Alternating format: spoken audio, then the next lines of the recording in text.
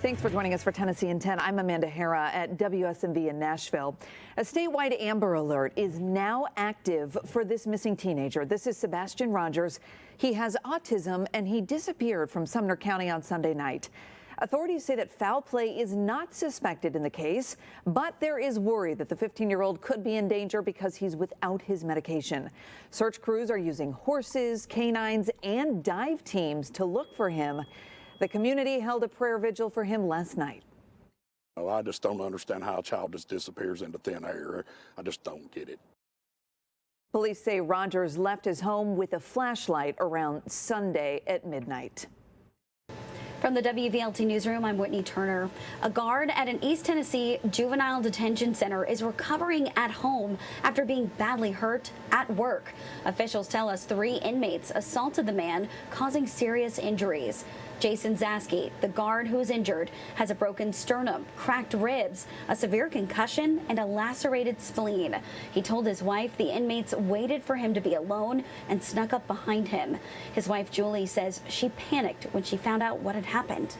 Said that one kid came up and hit him in the back of the head, and when he turned towards that kid, someone else came and hit him from the other side, and at that point he said, "I just tried to protect my head."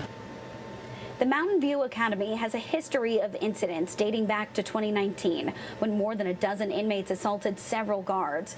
Other incidents include inmates trying to escape and starting fires inside. Since then, officials say they have made changes to prevent this. Back to you.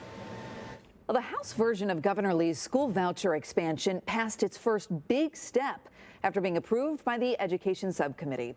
Education Commissioner Lizette Reynolds says that more than half of all students in the current voucher program have never attended a public school.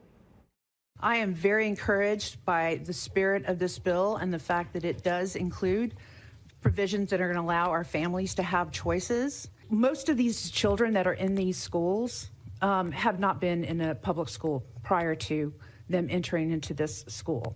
So we're talking 53% right now. A Senate committee will debate their version of the bill. That's happening today. Protesters from across the state met at the state capitol to call for change when it comes to gun violence. For the 3rd straight consecutive session after the Covenant School shooting, lawmakers don't plan on passing any gun control laws. Instead, they're looking at bills aimed at schools, like one to make firearm safety classes mandatory for students, and another to overhaul protocols about when school fire alarms go off. But the mothers and children at the Capitol for this rally say it is not enough. I love to play hide and seek with my friends, but I don't want to hide at school. We need to keep fighting, and that all of these people came out here today for that was really special. Well, First Alert meteorologist Stefano DiPietro is here with a look at the forecast where you live. And generally speaking, Stefano, pretty cool or much cooler for a lot of us. It was a very quick cool down for a lot of us this morning, and that cooler air is still going to work its way in tonight and through our day tomorrow. We still have some showers and some rumbles of thunder that'll be out in East Tennessee even through the middle of this afternoon, but everything should really weaken as far as anything being strong is concerned. Temperatures will eventually get down into the 40s today. I say down because a lot of us started off near 70 earlier this morning, and we'll have a tough time with that cloud cover. Tonight will be cold. Most of the area in Middle Tennessee and East Tennessee should fall near, if not below, that freezing mark. We should be near, if not just above freezing out in West Tennessee. We'll start with a little clearing tomorrow. Mixed clouds and sunshine as we work our way through the remainder of the day. It is going to stay on the chilly side. I think it's going to be a good struggle across a lot of the area to actually get back near 50, especially if those clouds don't really give us any good breaks and we don't get a lot of sunshine. So a lot of us, I think, will stay in the 40s, but the good news is